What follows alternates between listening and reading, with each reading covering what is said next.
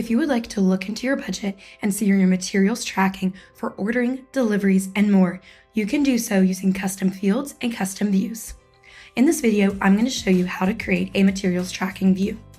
In order to start, we are going to go into our settings, into our custom fields, and then in your custom fields, scroll down until you see the cost items area. These are going to be custom fields that you attach to budget line items where we can track where they are in the delivery route or in inventory and more. So I have some set up for my SKU, which is just named SKU and it's a text. I have categories, which is a pick list, knowing what sort of category this budget line item goes into.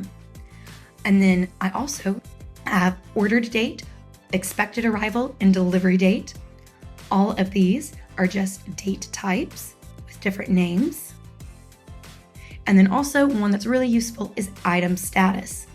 And this is a pick list type named item status. And then I use different emojis and names to show where this item is en route.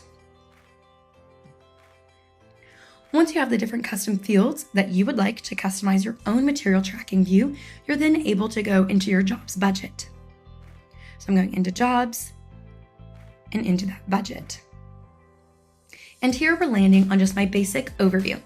And we're going to create this material tracking view together. So I'm going to click into this gear icon and the view settings pops out on the right-hand side. I'm going to scroll down to grouping and filters. I currently have it grouped by cost group, but I could always change this to code, to type, to name, or many of my custom fields. I'm going to keep it on group for now, but I know many of you are going to change that down to type. And then here I'm actually going to filter by my cost type to just show materials so that we're not seeing labor anymore. And then I could further filter by custom field or from specification status. And then down in the columns, this is our real meat and potatoes of the view. I am going to turn almost all of these off because I don't really need to see my financial information for my material tracking view.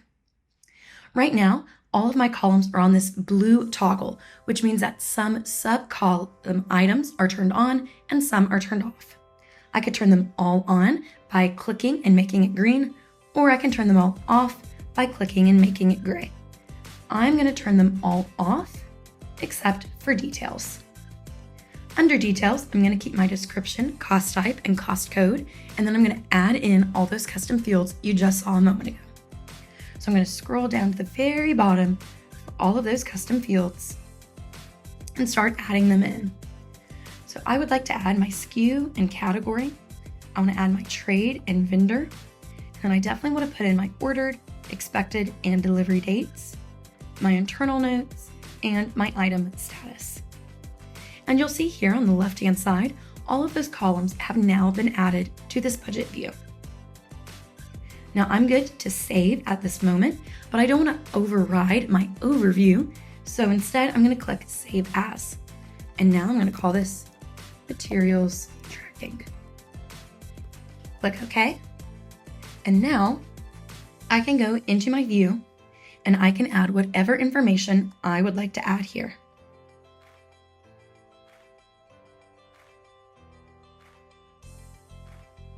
And I really do like this item status custom field and encourage you to create one similar for your own organization because it's really nice to have a visual signifier when you're doing a quick glance at your budget to see where your items are in production or en route or whatever it is that you're wanting to measure.